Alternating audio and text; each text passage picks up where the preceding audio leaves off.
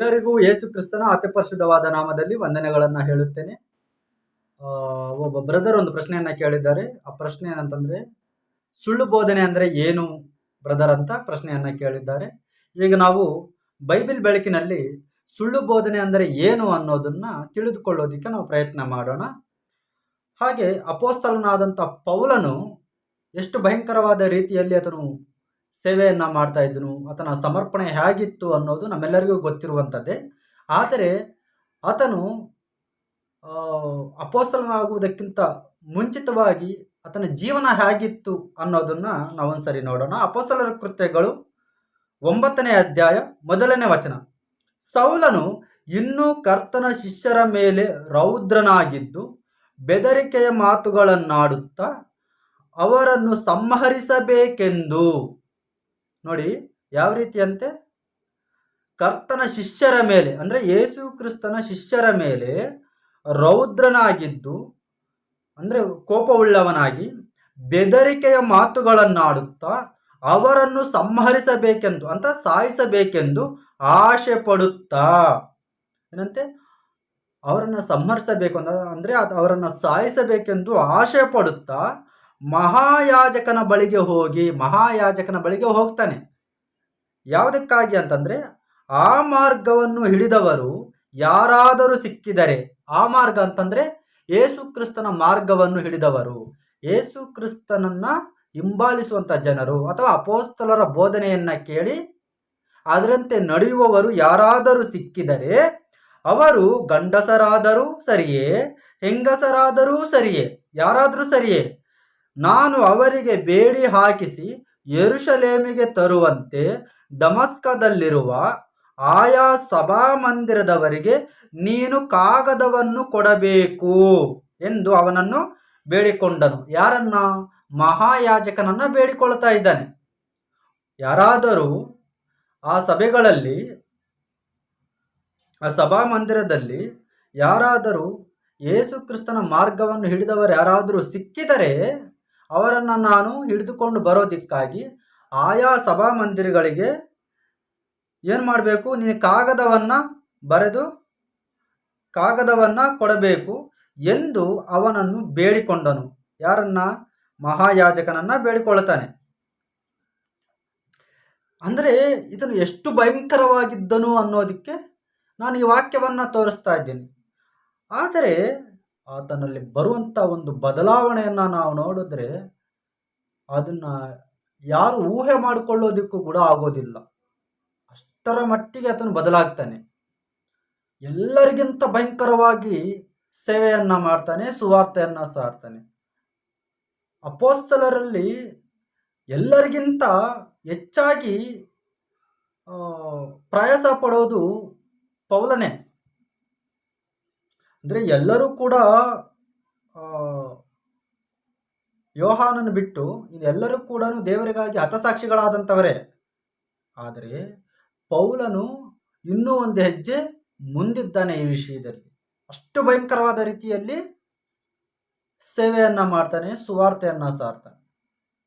ನೋಡಿ, ಯೇಸು ಸ್ವಾಮಿಯ ಮಾರ್ಗವನ್ನ ಹಿಡಿದವರನ್ನ ಸಾಯಿಸಬೇಕೆಂದು ಆಸೆ ಪಡ್ತಾ ಇದ್ದಂಥ ವ್ಯಕ್ತಿ, ಅವರನ್ನ ಹಿಂಸೆ ಪಡಿಸಬೇಕೆಂದು ಆಸೆ ಪಡ್ತಾ ಇದ್ದಂಥ ವ್ಯಕ್ತಿ, ಅನೇಕ ಜನರನ್ನ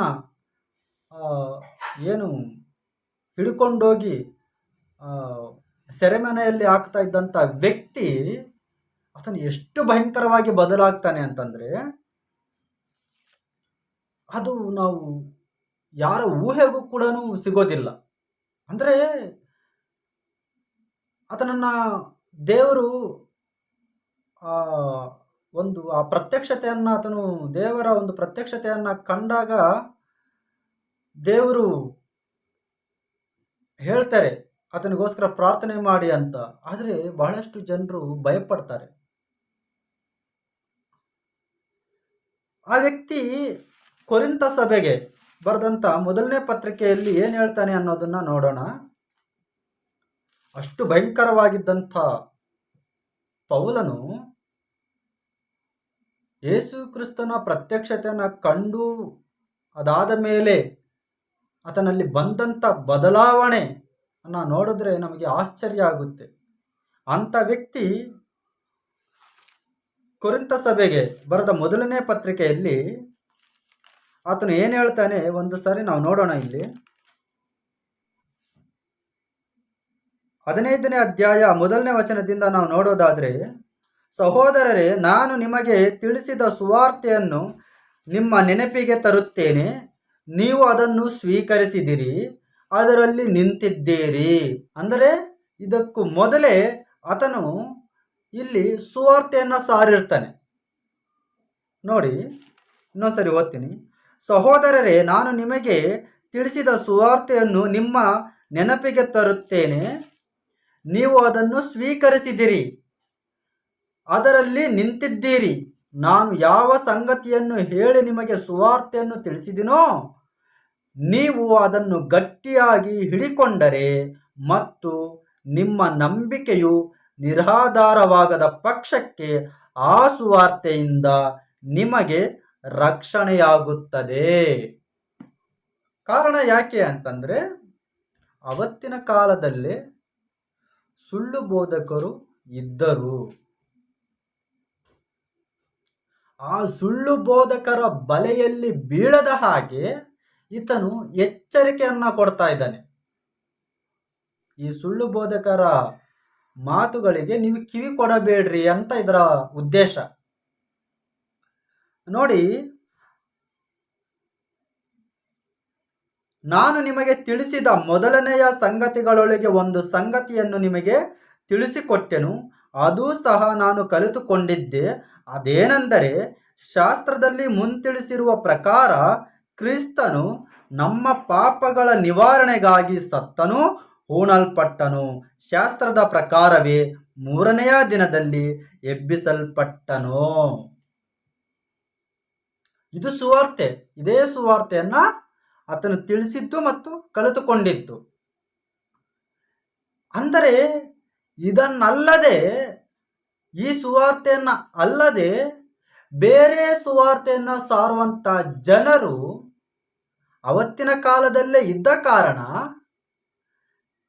ಈ ಪತ್ರವನ್ನ ಬರಿತಾ ಇದ್ದಾನೆ. ಈ ಕೊರಿಂಥ ಸಭೆಗೆ ಪತ್ರವನ್ನ ಬರಿತಾ ಇದ್ದಾನೆ, ಪತ್ರಿಕೆಯನ್ನ ಬರಿತಾ ಇದ್ದಾನೆ. ನೋಡಿ, ಶಾಸ್ತ್ರದ ಪ್ರಕಾರವೇ 3ನೆಯ ದಿನದಲ್ಲಿ ಎಬ್ಬಿಸಲ್ಪಟ್ಟನು. ಕೇಫನಿಗೂ ಆಮೇಲೆ 12 ಮಂದಿ ಅಪೋಸ್ತಲರಿಗೂ ಕಾಣಿಸಿಕೊಂಡನು. ಏನಂತೆ? ಕೇಫನಿಗೂ ಕಾಣಿಸಿಕೊಂಡನು. ಫಸ್ಟು ಕೇಫನ ಹೆಸರು ಹೇಳ್ತಾ ಇದೆ. ಇಲ್ಲಿ ಕೇಫನ ಹೆಸರನ್ನ ಹೇಳ್ತಾ ಇದ್ದಾನೆ. ಕೇಫ ಅಂದ್ರೆ ಯಾರಂದ್ರೆ ಪೇತ್ರ. ಈ ಪೇತ್ರನ ಹೆಸರು ಮೊದಲು ಹೇಳ್ತಾ ಇದ್ದಾನೆ. ಯಾಕೆ ಮೊದಲು ಹೇಳ್ತಾ ಇದ್ದಾನೆ? ಯಾಕಂತಂದ್ರೆ ಎಲ್ಲ ಅಪೋಸ್ತಲರಿಗೂ ಕಾಣಿಸಿಕೊಂಡನು ಅಂದ್ರೆ ಆಗೋಗ್ತಿತ್ತು.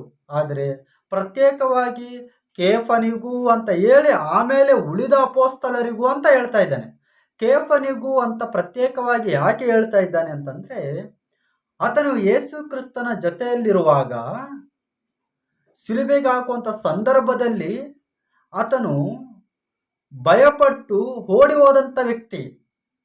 ಒಬ್ಬ ಹೆಂಗಸಿಗೂ ಕೂಡ ಭಯಪಟ್ಟಂಥ ವ್ಯಕ್ತಿ ಈ ಕೇಫನು ಅಥವಾ ಈ ಪೇತ್ರನು. ಆ ಹೆಂಗಸು ಬಂದು, ನೀನು ನಜರೇತಿನ ಯೇಸುವಿನ ಕಡೆಯವನಲ್ವಾ ಅಂತಂದರೆ, ಇಲ್ಲಮ್ಮ, ಆತನ ಯಾರೋ ನನಗೆ ಗೊತ್ತಿಲ್ಲ ಅಂತ ಆಣೆ ಇಟ್ಕೊಳ್ತಾನೆ. 3 ಸರಿ ಅಲ್ಲಿರುವಂಥ ಜನರಿಗೆ ಆತನ ಯಾರೋ ನನಗೆ ಗೊತ್ತಿಲ್ಲ ಅಂತ ಹೇಳ್ತಾನೆ. ಅದಕ್ಕೋಸ್ಕರನೇ ಯೇಸು ಯಾರೋ ಗೊತ್ತಿಲ್ಲ ಅಂತಂದವನು ಕೂಡ ಯೇಸು ಸ್ವಾಮಿ ಸಮಾಧಿಯಿಂದ ಎದ್ದು ಬಂದಿದ್ದನ್ನ ನೋಡ್ತಾನೆ. ಅದಕ್ಕೆ ಪ್ರತ್ಯೇಕವಾಗಿ ಆ ಪೇತ್ರನ ಹೆಸರನ್ನ ಇಲ್ಲಿ ಮೆನ್ಷನ್ ಮಾಡಿ ಹೇಳ್ತಾ ಇದ್ದಾನೆ. ನೋಡಿ, ಆಮೇಲೆ 12 ಮಂದಿ ಅಪೋಸ್ತಲರಿಗೂ ಕಾಣಿಸಿಕೊಂಡನು.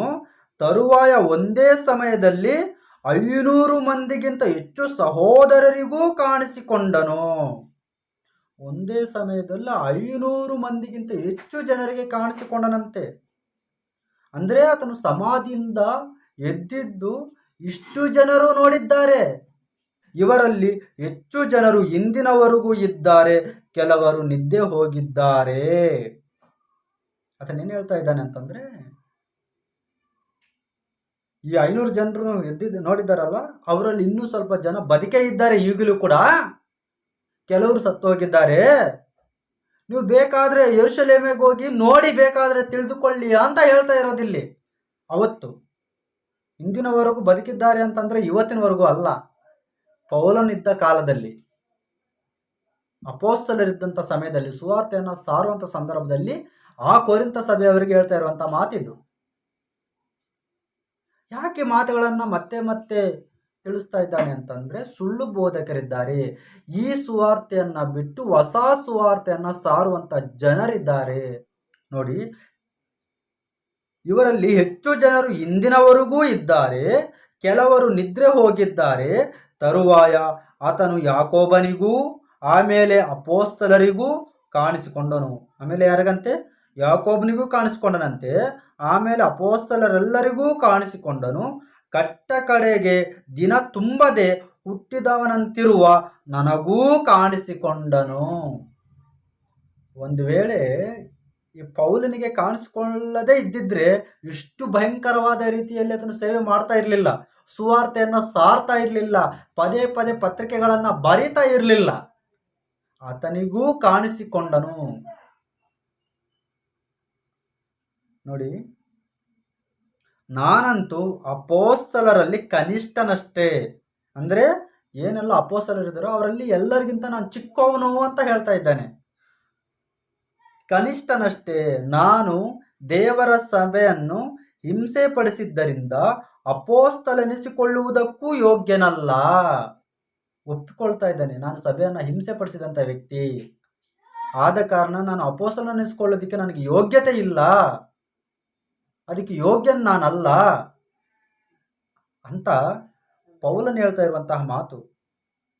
ಯಾಕೆ ಈ ಮಾತುಗಳನ್ನೆಲ್ಲ ಹೇಳ್ತಾ ಇದ್ದಾನೆ ಅನ್ನೋದನ್ನು ಕೂಡ ನಾವು ನೋಡೋಣ.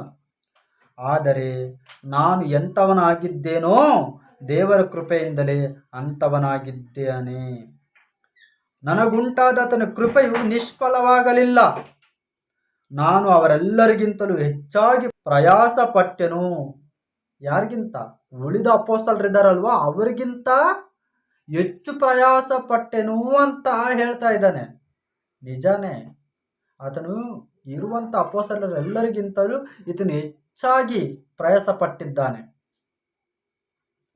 ದೇವರು ಈತನನ್ನು ಯಾವ ರೀತಿ ಉಪಯೋಗಿಸಿಕೊಂಡ್ರು ಅನ್ನೋದನ್ನು ನಾವು ನೋಡ್ತಾ ಇದ್ದೀವಿ. ಹಾಗಾದರೆ ನಾನಾದರೇನು, ಅವರಾದರೇನು? ಆ ಸಂಗತಿಗಳನ್ನೇ ಸಾರುತ್ತೇವೆ, ಅವುಗಳನ್ನು ನೀವು ನಂಬಿದಿರಿ. ನಾನು ಸಾರಿದ್ರೆ ಏನು, ಅವರು ಸಾರಿದ್ರೆ ಏನು? ನೀವು ಅವುಗಳನ್ನೇ ನಂಬಿದ್ದೀರಾ.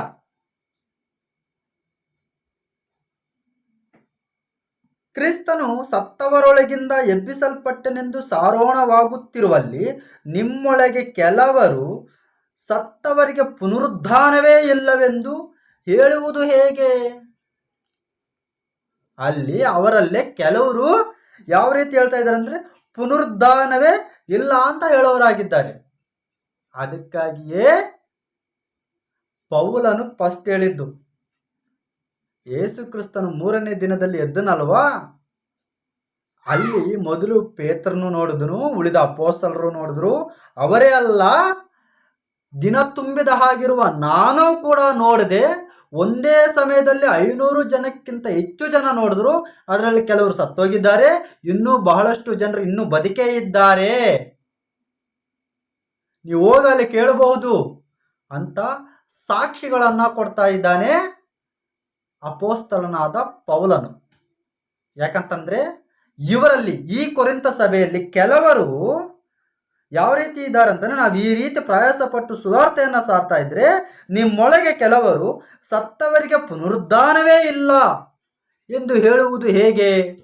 ನಿಮ್ಮಲ್ಲಿ ಈ ಥರ ಹೇಳೋರು ಇದ್ದಾರೆ, ಆದ ಕಾರಣನೇ ಈ ಪತ್ರಿಕೆಯನ್ನು ಬರಿತಾ ಇದ್ದಾನೆ. ಇಂಥವ್ರಿದ್ದಾರೆ, ಅವರ ಮಾತುಗಳಿಗೆ ಕಿವಿಗೊಡಬೇಡಿ, ಅಂಥವರ ಬಲೆಯಲ್ಲಿ ನೀವು ಬೀಳಬೇಡಿ, ಪುನರುದ್ಧಾನ ಇಲ್ಲ ಅಂತ ಹೇಳೋರು. ಇದು ಸುಳ್ಳು ಬೋಧನೆ ಅಂತ. ಆದರೆ ಕಾಲಕ್ರಮೇಣ ಅವತ್ತಿನ ಕಾಲದಲ್ಲಿ ಇದ್ದಂಥ ಜನರು ಈ ರೀತಿಯಾಗಿ ಬೋಧನೆಯನ್ನ ವಕ್ರೀಕರಿಸ್ತಾ ಇದ್ರು. ಆದರೆ ಕಾಲಕ್ರಮೇಣ ಈ ಸುಳ್ಳು ಬೋಧನೆ ಅದರ ರೂಪವನ್ನು ಬದಲಾಯಿಸ್ಕೊಳ್ತಾ ಬರ್ತಾ ಇದೆ. ಅವತ್ತು ಹಾಗಿದ್ರೆ ಇವತ್ತು ಇನ್ನೂ ಅನೇಕ ವಿಧವಾಗಿ ಅದನ್ನು ರೂಪವನ್ನು ತಾಳ್ತಾ ಇದೆ. ಹೇಗೆ ಅಂತ ನಾವು ನೋಡೋದಾದ್ರೆ, ವಾಕ್ಯವನ್ನ ಹೇಳೋದು ಬಿಟ್ಟು ಸ್ವಂತ ಅನುಭವಗಳನ್ನ ಹೇಳೋರು ಬಹಳಷ್ಟು ಜನರಿದ್ದಾರೆ.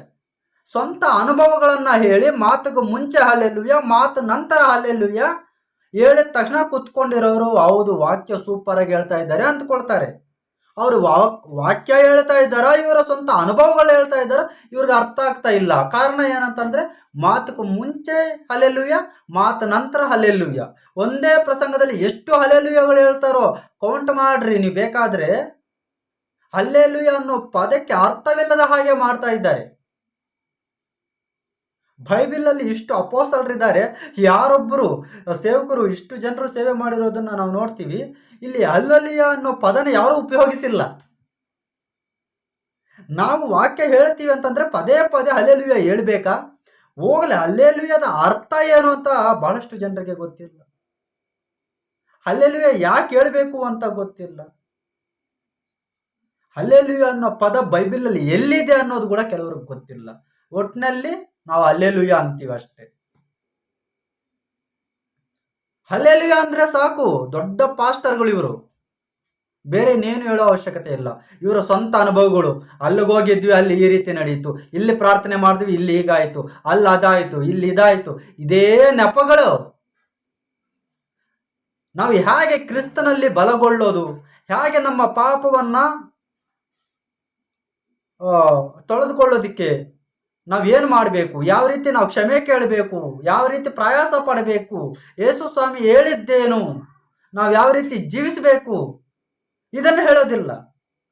ನಾನು ಅಲ್ಲಿಗೋಗಿದ್ದೆ ಅಲ್ಲಿ ಅದ್ಭುತ ಆಯಿತು, ಇಲ್ಲಿಗೋಗಿದ್ದೆ ಇಲ್ಲಿ ಅದ್ಭುತ ಆಯಿತು, ಅಲ್ಲಿ ನನಗೆ ಘನಪಡಿಸಿದ್ರು, ಅಲ್ಲಿ ಸನ್ಮಾನ ಮಾಡಿದ್ರು, ನಾನು ಈ ಥರ ಇದ್ದೆ ಹಿಂದಿನ ದಿನದಲ್ಲಿ, ಆದರೆ ಇವತ್ತು ಹೀಗಿದ್ದೀನಿ. ಇದೇ ಕತೆಗಳೇ, ಕಲ್ಪನಾ ಕತೆಗಳು, ಅವರು ಕಲ್ಪಿಸಿಕೊಂಡಿರುವಂತಹ ಕಥೆಗಳು. ಹಾಗಾಗಿ ನಾನೇನು ಹೇಳ್ತೀನಿ ಅಂತಂದ್ರೆ, ಈ ಕಲ್ಪನಾ ಕಥೆಗಳಿಗೆ ಕಿವಿ ಕೊಡಬೇಡ್ರಿ. ದೇವರ ವಾಕ್ಯ ಏನಿದೆ, ದೇವರು ಯಾವ ರೀತಿ ನಮ್ಮೊಂದಿಗೆ ಮಾತಾಡ್ತಾರೆ, ದೇವರು ನಮಗೆ ಏನು ಹೇಳಿದ್ದಾರೆ, ಇದನ್ನು ನೋಡಬೇಕು. ನಾವು ಯಾವ ರೀತಿ ಜೀವಿಸಬೇಕು ಇದಿರಬೇಕು. ಆದರೆ ಅದಿಲ್ಲ. ಇವಾಗ 99% ಸ್ವಂತ ಕಲ್ಪನೆ ಕಥೆಗಳೇ ಹೇಳ್ತಾ ಇದ್ದಾರೆ, ಅವರ ಸ್ವಂತ ಅನುಭವಗಳನ್ನೇ ಹೇಳ್ತಾ ಇದ್ದಾರೆ. ಮಾತಕ್ಕೆ ಮುಂಚೆ ಹಲ್ಲೆಲೂಯ, ಮಾತು ನಂತರ ಹಲ್ಲೆಲೂಯ ಬಿಟ್ಟರೆ ವಾಕ್ಯದ ಸಂದೇಶನೇ ಇಲ್ಲ. ನೀವು ಎಲ್ಲಿ ಬೇಕಾದರೂ ನೋಡಿ, ಕೆಲವರು ಮಾತ್ರನೇ 1% 2% ಮಾತ್ರನೇ ವಾಕ್ಯವನ್ನ ಹೇಳೋರಿದ್ದಾರೆ. ಅಂದ್ರೆ ಅವತ್ತಿನ ಕಾಲದಲ್ಲಿ ಆ ರೀತಿಯಾಗಿ ಪುನರುದ್ಧಾನವೇ ಇಲ್ಲ ಅಂತ ಹೇಳುವಂತ ವ್ಯಕ್ತಿಗಳು ಹುಟ್ಕೊಂಡಿದ್ರು. ಅದು ಕಾಲಕ್ರಮೇಣ ಅದರ ರೂಪವನ್ನ ಬದಲಾಯಿಸಿಕೊಂಡು ಜನರನ್ನ ಮೋಸ ಮಾಡ್ತಾ ಇದೆ ಈ ಸುಳ್ಳು ಬೋಧನೆ ಅನ್ನುವುದು. ಅಂಥವರು ನಮ್ಮಲ್ಲಿ ಬಹಳಷ್ಟು ಜನರಿದ್ದಾರೆ. ಆದ ಕಾರಣ ನೀವುಗಳು ವಾಕ್ಯ ಯಾವುದು ಅಂತ ಬೈಬಲ್ ಬೆಳಕಿನಲ್ಲಿ ಪರಿಶೀಲಿಸಿ. ಅಥವಾ ನೀವು ಯಾರ ಮುಖಾಂತರ ವಾಕ್ಯಗಳನ್ನು ಕೇಳ್ತಾ ಇದ್ದಾರೋ ಅವರನ್ನೇ ಪ್ರಶ್ನೆಗಳನ್ನು ಕೇಳಿ. ನಿಮಗೇನಾದರೂ ಸಂದೇಹಗಳಿದ್ದರೆ, ಅವರು ನೀವು ಕೇಳುವಂಥ ಪ್ರಶ್ನೆಗಳಿಗೇನಾದರೂ ಉತ್ತರ ಕೊಟ್ಟಿಲ್ಲ ಅನ್ನೋದಾದರೆ ನಿಮಗೆ ಅರ್ಥ ಆಗಬೇಕು, ಇವರಿಗೆ ಅಷ್ಟು ಸಾಮರ್ಥ್ಯ ಇಲ್ಲ ಅಂತ ಅಷ್ಟೇ. ಸುಮ್ಮನೆ ಚರ್ಚಿಗೆ ಬಾ, ಇವೆಲ್ಲ ಕೇಳಬಾರ್ದು, ಈ ಥರ ಕಥೆಗಳು ಹೇಳ್ತಾ ಇರ್ತಾರೆ ಬಹಳಷ್ಟು ಜನರು. ಹಾಗಾಗಿ ನಾನೇನು ಹೇಳ್ತೀನಿ ಅಂತಂದ್ರೆ, ಸತ್ಯವನ್ನ ತಿಳಿದುಕೊಳ್ಳಬೇಕೆಂಬ ಆಸಕ್ತಿ ನಿಮ್ಮಲ್ಲಿರುವಾಗ ನೀವು ಯಾವ ಸಭೆಗೆ ಹೋಗ್ತೀರೋ ಅದೇ ಸಭೆಯಲ್ಲಿ ಅದೇ ಪಾಸ್ಟರನ್ನೇ ಕೇಳಿ. ಫಸ್ಟೇ ಇದು ನನಗೆ ಅರ್ಥ ಆಗಿಲ್ಲ, ಮತ್ತೊಂದು ಸಾರಿ ವಿವರಣೆಯನ್ನ ಕೊಡಿ, ಇದರ ಅರ್ಥ ಏನು, ವಾಕ್ಯ ಏನು ಹೀಗಿದೆ, ನೀವೇನು ಹೀಗೆ ಹೇಳ್ತಾ ಇದ್ದೀರಾ, ನನಗೆ ಕನ್ಫ್ಯೂಸ್ ಆಗ್ತಾ ಇದೆ ಅಂತ ಕೇಳಿ. ಅವರದಕ್ಕೇನಾದರೂ ಸರಿಯಾದ ಉತ್ತರ ಕೊಟ್ಟಿಲ್ಲ ಅಥವಾ ಕತೆಗಳು ಹೇಳಿ ತಪ್ಪಿಸ್ಕೊಂಡಿದ್ದಾರೆ ಅಂದ್ಕೊಳ್ರಿ, ನೀವು ಡಿಸೈಡ್ ಆಗಿ ಇವ್ರಿಗೇನು ಗೊತ್ತಿಲ್ಲ, ಅಷ್ಟು ಸಾಮರ್ಥ್ಯ ಇಲ್ಲ ಅಂತ. ಯಾರು ಸತ್ಯ ಹೇಳುತ್ತಾರೋ ಅವರನ್ನು ಹುಡುಕೊಂಡೋಗಿ, ಏನು ತೊಂದರೆ ಇಲ್ಲ. ಬೇಕಾಗಿರೋದು ನಿಮಗೆ ಸತ್ಯ. ಸುಳ್ಳು ಬೋಧನೆಗಳಿಗೆ ಕಿವಿ ಕೊಟ್ಟು ನಿಮ್ಮನ್ನು ನೀವು ನಾಶಪಡಿಸಿಕೊಳ್ಳಬೇಡಿ ಅನ್ನೋದು ನನ್ನ ಉದ್ದೇಶ ಅಷ್ಟೇ. ಸತ್ತವರಿಗೆ ಪುನರುದ್ಧಾನವಿಲ್ಲವೆಂಬುದು ನಿಜವಾಗಿದ್ದರೆ ಕ್ರಿಸ್ತನಾದರೂ ಎದ್ದು ಬರಲಿಲ್ಲ. ಕ್ರಿಸ್ತನು ಎದ್ದು ಬರಲಿಲ್ಲವಾದರೆ ನಮ್ಮ ಪ್ರಸಂಗವು ಹುರುಳಿಲ್ಲದ್ದು ಮತ್ತು ನಿಮ್ಮ ನಂಬಿಕೆಯೂ ಹುರುಳಿಲ್ಲಿದ್ದು. ಇದಲ್ಲದೆ ಸತ್ತವರು ಎದ್ದು ಬರಲಿಲ್ಲವೆಂಬುದು ನಿಜವಾಗಿದ್ದ ಪಕ್ಷದಲ್ಲಿ ದೇವರು ಕ್ರಿಸ್ತನನ್ನು ಎಬ್ಬಿಸಲೇ ಇಲ್ಲ. ಎಬ್ಬಿಸಿದನೆಂದು ಸಾಕ್ಷಿ ಕೊಟ್ಟ ನಾವು ದೇವರ ವಿಷಯವಾಗಿ ಸುಳ್ಳು ಸಾಕ್ಷಿ ಹೇಳಿದವರಾಗಿ ಕಂಡು ಬಂದೆವು. ಪೌಲ್ ಹೇಳ್ತಾ ಇರುವಂಥದ್ದು ಏನು ಗೊತ್ತಾ? ಒಂದು ವೇಳೆ ಸತ್ತವರಿಗೆ ಪುನರುದ್ಧಾನವಿಲ್ಲ ಅಂತಂದರೆ, ಕ್ರಿಸ್ತನು ನಿಜವಾಗ್ಲೂ ಎದ್ದು ಬಂದಿಲ್ಲ ಅಂತಂದರೆ ನಮ್ಮ ಪ್ರಸಂಗ ಅನ್ನೋದು ವ್ಯರ್ಥ ಅಂತ ಹೇಳ್ತಾ ಇದ್ದಾನೆ. ನಿಮ್ಮ ನಂಬಿಕೆ ವ್ಯರ್ಥ ಅಂತ ಹೇಳ್ತಾ ಇದ್ದಾನೆ. ಅಷ್ಟೇ ಅಲ್ಲ, ಪುನರುದ್ಧಾನ ಇಲ್ಲವಾಗಿದ್ದರೆ ನಾವು ಪುನರುದ್ಧಾನ ಇದೆ ಅಂತ ಹೇಳ್ತಾ ಇದ್ದೀವಿ ಅಂತಂದ್ರೆ ನಾವು ಸುಳ್ಳುಗಾರರು ಅಂತ ಹೇಳ್ತಾ ಇದ್ದಾನೆ. ಅರ್ಥ ಆಗ್ತಾ ಇದೆಯಾ ನಿಮಗೆ?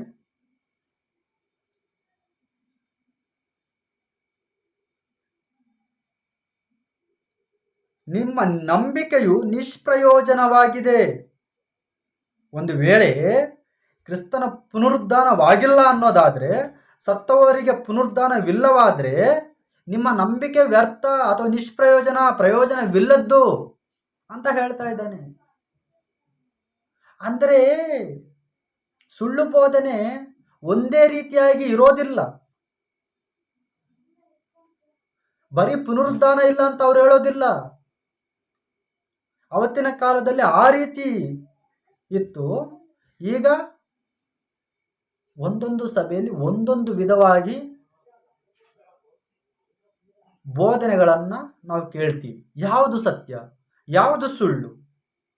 ನಿಜವಾಗಲೂ ನೀವು ದೇವರನ್ನು ಹುಡುಕುವುದಾದರೆ, ಸತ್ಯವನ್ನು ಹುಡುಕುವುದಾದರೆ, ನಾವು ಸತ್ಯದಲ್ಲೇ ಸ್ಥಿರವಾಗಿ ನಿಲ್ಲಬೇಕು ಅನ್ನುವುದಾದರೆ ಖಂಡಿತವಾಗಿಯೂ ನಿಮಗೆ ನಿಜವಾದ ಬೋಧನೆ ಯಾವುದು ಅಂತ ನೀವು ಅರ್ಥ ಮಾಡಿಕೊಳ್ಳುವಷ್ಟು ಜ್ಞಾನ ದೇವರು ನಿಮಗೆ ಕೊಡುವರಾಗಿದ್ದಾರೆ. ನೀವು ಭಯಪಡುವ ಅವಶ್ಯಕತೆ ಇಲ್ಲ. ನೋಡಿ, ಕ್ರಿಸ್ತನು ಎದ್ದು ಬರಲಿಲ್ಲವಾದರೆ ನಿಮ್ಮ ನಂಬಿಕೆಯು ನಿಷ್ಪ್ರಯೋಜನವಾಗಿದೆ. ನೀವು ಇನ್ನೂ ನಿಮ್ಮ ಪಾಪಗಳಲ್ಲಿಯೇ ಇದ್ದೀರಿ. ಇದು ಮಾತ್ರವಲ್ಲದೆ ಕ್ರಿಸ್ತನವರಾಗಿ ನಿದ್ರೆ ಹೋದವರು ನಾಶವಾದವರು. ಈ ಜೀವಮಾನ ಕಾಲದ ಪೂರ್ತಿಗೆ ನಾವು ಕ್ರಿಸ್ತನಲ್ಲಿ ನಿರೀಕ್ಷೆ ಇಟ್ಟುಕೊಂಡಿದ್ದೇ ಹೊರತು ಮತ್ತೇನೂ ಇಲ್ಲದಿದ್ದರೆ ಎಲ್ಲ ಮನುಷ್ಯರಲ್ಲಿಯೂ ನಿರ್ಭಾಗ್ಯರೇ ಸರಿ. ಅರ್ಥ ಆಗ್ತಾ ಇದೆಯಾ? ಒಂದು ವೇಳೆ ಕ್ರಿಸ್ತನು ಎದ್ದಿಲ್ಲ ಅನ್ನೋದಾದರೆ, ಅಥವಾ ನಾವು ಕ್ರಿಸ್ತನನ್ನ ಈ ಜೀವಮಾನ ಕಾಲದ ಮಟ್ಟಕ್ಕೆ ಮಾತ್ರನೇ ನಾವು ಕ್ರಿಸ್ತನನ್ನ ನಿರೀಕ್ಷಣೆ ಕೊಂಡಿದ್ರೆ ಎಲ್ಲ ಜನರಲ್ಲಿಯೂ ಕೂಡ ನಾವು ಎಲ್ಲ ಮನುಷ್ಯರಲ್ಲಿ ನಿರ್ಭಾಗ್ಯರೇ. ಎಲ್ಲರಂತೆಯೇ ನಾವು ಕೂಡ ಪ್ರಯೋಜನವಿಲ್ಲದ್ದು ನಮ್ಮ ನಂಬಿಕೆ, ನಿಷ್ಪ್ರಯೋಜನವಾಗಿರುವಂಥದ್ದು. ಹಾಗಾಗಿ ನೀವು ಅರ್ಥ ಮಾಡಿಕೊಳ್ಳಬೇಕಾಗಿರೋದೇನಂತಂದರೆ, ಪ್ರತಿದಿನ ಬೈಬಲನ್ನು ಧ್ಯಾನ ಮಾಡಿ. ಅಷ್ಟೇ ಅಲ್ಲ, ನಿಮಗೇನಾದರೂ ಸಂದೇಹ ಇದ್ದರೆ ನಿಮ್ಮ ಪಾಸ್ಟರ್ಗಳನ್ನೇ ಪ್ರಶ್ನೆಯನ್ನು ಕೇಳಿ. ಉತ್ತರ ಸಿಗಲಿಲ್ಲ ಅಂದರೆ ನೀವು ಭಯಪಡುವ ಅವಶ್ಯಕತೆ ಇಲ್ಲ. ನಾನಿಲ್ಲಿದ್ದೇನೆ. ನನ್ನ ವಿಡಿಯೋಗಳ ಕೆಳಗಡೆ ನೀವು ನಿಮ್ಮ ಪ್ರಶ್ನೆಗಳನ್ನು ಕೇಳಬಹುದು. Thank you.